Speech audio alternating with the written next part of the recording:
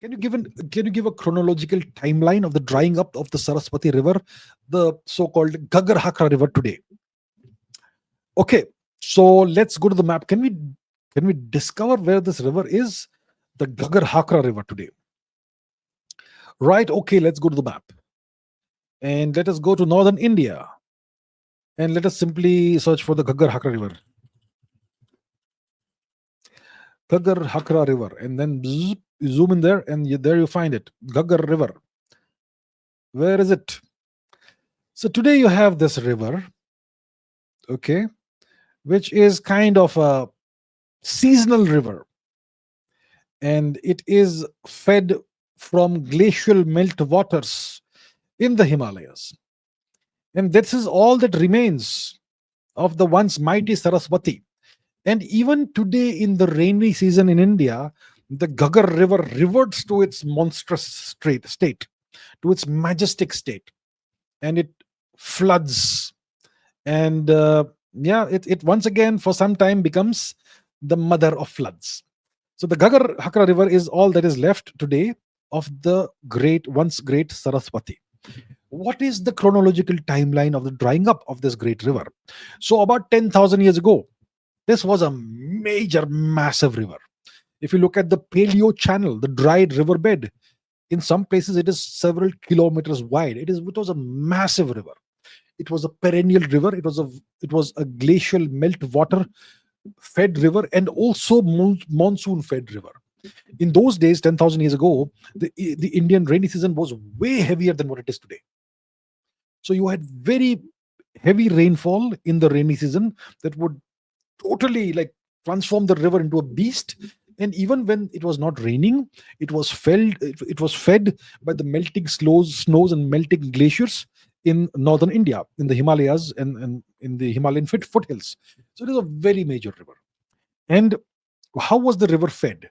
It did not directly emanate from the Himalayas.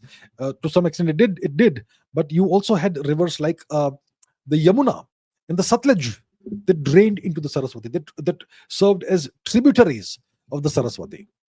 And that's how the Saraswati was so massive and such a major river, and the mother of Indian civilization to a very large extent. So that's the deal with Saraswati. Okay. Now, what happened is that around 6000 BC, around that time, multiple events happened. Firstly, there was a major tectonic event in northern India. A tectonic event means an earthquake, major earthquake, or a series of major earthquakes. And what effect this had is that it diverted the course of the Satluj and the Yamuna, and now the Saraswati no longer received the waters of these two rivers, and that was a major issue. Secondly, around 6000 BC, which is around 8000 years before today, there was a slow, gradual, monotonic decline in the volume of the Indian monsoon, of the Indian rainy season. So very slow, very gradual decline in the amount of rainfall that you get every year in the subcontinent.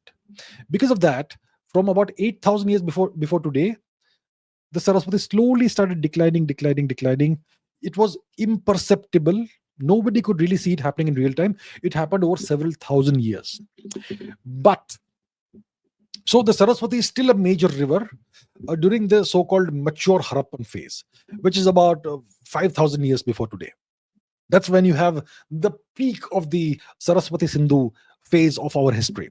It's a fully industrialized, urbanized phase of Indian history, right?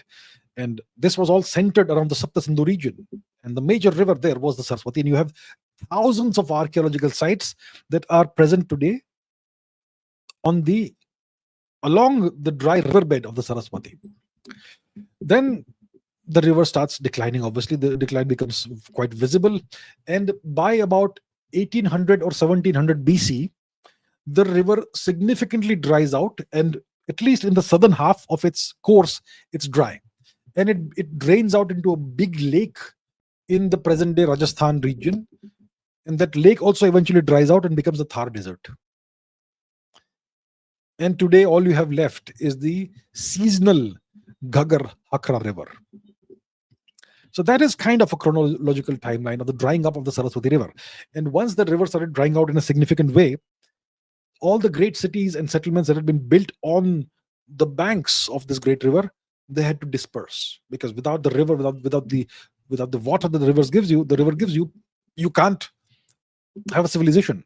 So Indians then had to disperse from this region and go either eastwards or westwards. The ones who went westwards went on to form the Mitanni kingdom, the Hittite kingdom, and so on.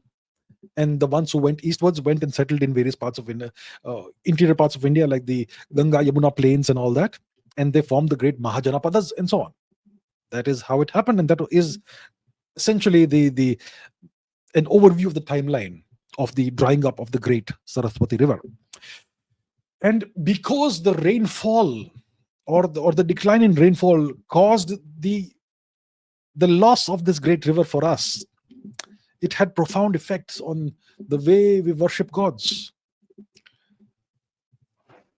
During the Vedic days, the Vedic period of our history, we had a pantheon of gods that still exists, but it's no longer worshipped the way it was in the past. The greatest of the gods of the Vedic pantheon was Indra, the great storm god, thunder god. His major weapon was the Vajra, which has two meanings. The Vajra is a hammer. It's also a thunderbolt, right? And Indra obviously is also the god of the rains. And because Indra failed to provide the rains, which ended up killing the Saraswati, I suppose we stopped worshipping Indra. You understand? So all of this ties up together.